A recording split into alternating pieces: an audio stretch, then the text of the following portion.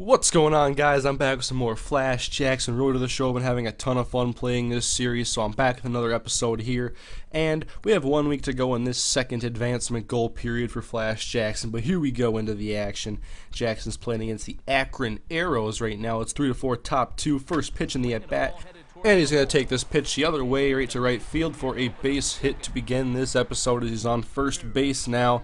And I'm so bad at these pickoff attempts. I never react fast enough, so I usually just end up just going to second base. I don't even bother with the rundown because I usually get out anyways. So we go to the top four now, and 2 on, 1 out. And Jackson hits a base hit to left, but it's pretty shallow, not really hit all that hard. And there's going to be no runs scored. So the bases are now juiced with 1 out, full count to the next hitter. And he's going to hit it right to the shortstop, and that is a nice barehanded catch and throw for the double play, and the Curve come away with no runs in that inning. Top 6 now, runners at the corners, 2 outs, and Jackson, he's going to ground out third baseman, throws it to second, and that will end that inning. And Altoona would lose that game. Jackson had 2 hits, but we go into the next game, and they're down once again to Akron, 7-2, top 5, full count to Flash Jackson, and he looks at this pitch, and he's going to end up going to first base with a walk. 15 points for that solid at-bat.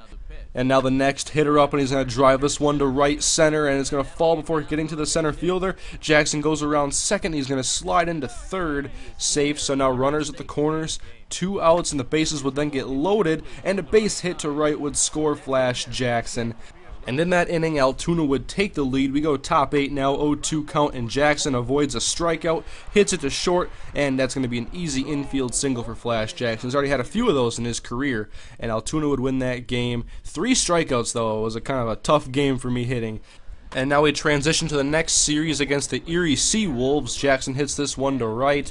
Pretty lazy, though, and that one's going to be easily caught by the right fielder. Bottom 9 now, trying to hold on to this lead. Jackson getting under a fly ball in center, and that would get one of the outs away in the 9th inning. And the Curve would go on to win this game 4-3, just over 3 in this game. It was a pretty quick game, only 3 at-bats for Flash. Next game, Erie up 4-1, and Jackson with runner in scoring position. He's going to hit a single to left, and we're going to have a play at the plate, and the runner is thrown out, so no RBI for Flash Jackson.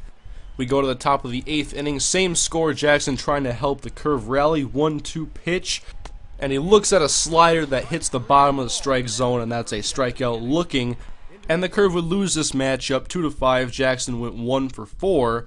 And we see here he is being subbed in the 9th inning looking for a pinch hitter, down 3 in the bottom of the 9th with 1 out. So here comes Flash Jackson trying to bring some late game heroics to the Altoona Curve. 1-1 pitch to Flash, and he goes around a little too far on that fastball off the plate. So now the 1-2 pitch, and Jackson looking again, and they're going to call that a fastball. Jackson strikes out looking. No clutch play in this at-bat. But we go to the next game now. Bottom first, 0-2 count for Jackson, and he grounds that one to first baseman. Avoids the strikeout and at least puts the ball in play. We go bottom of the 3rd, runners at the corners, nobody out. Jackson's going to hit that one, almost hits the runner actually, and what a play by a second baseman, and he throws out Jackson. He does get the RBI at least, so we do get a run in that inning, and we go bottom 8 now. It's 2-0, a low-scoring game, 1-2 pitch, and Jackson looks at a low changeup. That one clips the strike zone, but the Curve would go on to win 2-0. Jackson with no hits in that game, and we go ahead and start training some more power. We have the power aspects of this entire advancement goal period done, but now let's just focus on not committing an error and not striking out too often. 0-2 pitch, and Jackson swings at this changeup out of the zone. That's not helping his cause for getting all 4 goals complete. Now it is bottom of the 3rd, 3-1 Richmond. 0-1 pitch to Jackson. He's going to try to bunt because he was in a little slump and just tried to put the ball on the ground and try to use his speed, but he is just thrown out at first, and the slump continues. Bottom 5 now, 2 outs, and Jackson grounds to the 3rd baseman, throw on to second, and the inning is over. So Jackson having some trouble putting himself on base as we go bottom of the 8th inning, and Jackson's going to hit that one back up the middle and finally get a single, and it gets past the center fielder. Jackson's going to use that as an opportunity to go to second base. So now Jackson in scoring position. Can the Curve do anything with this opportunity? Next pitch, and the lefty hits it to first base. Jackson will advance over to third. The runner is out, so 2 outs, runner at third base, and Altoona down by 2. 2-1 count to the next batter. He's going to hit that one to center, and that's just a fly ball, and the inning is over. No damage done in the 8th inning. So the Curve would lose 3-1 to Richmond as Jackson gets a hit. His average has gone down a little bit, and he did complete his advancement goals, all 4 of them for the second time in a row. And the new goals have us trying to increase his arm strength, durability, drawing 2 walks and getting 18 or more total bases. And Flash is still without an extra base hit, so that's a good challenge for us to go for this advancement goal period. And you can see here, strong showing, but not quite ready. You have to have better skills and statistics. That's understandable. Not going to get the AAA batting 220, or at least I don't expect to. So we go to the next series now, and Jackson starts with a bad step forward, but then goes back and makes a nice sliding catch. Jackson using his speed in center field to make a nice play. Bottom 2 now, it's 2-0 Altoona. Jackson chasing a ball out of the strike zone. That is a swinging strikeout. Now bottom of the third, 2 on, 1 out. Jackson looks at a changeup off of the plate. That works the count to 3-0. And I pretty much always take a 3-0 pitch, even though they're really usually hittable fastballs. So 3-1 now. I usually give myself the green light, and I end up not swinging at that changeup. So full count now. The payoff pitch coming to Flash.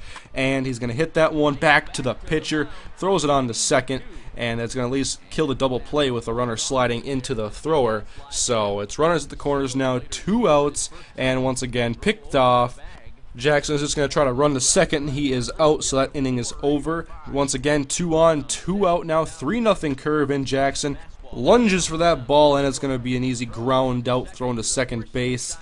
And now we move ahead to the top of the 8th inning. The Curve has lost their lead. It's now 4-3. Jackson trying to move to his left and make a diving catch, but he's unable to. That would allow the runner to run to second base after Jackson's missed dive. But luckily the Curve would not let up any more runs.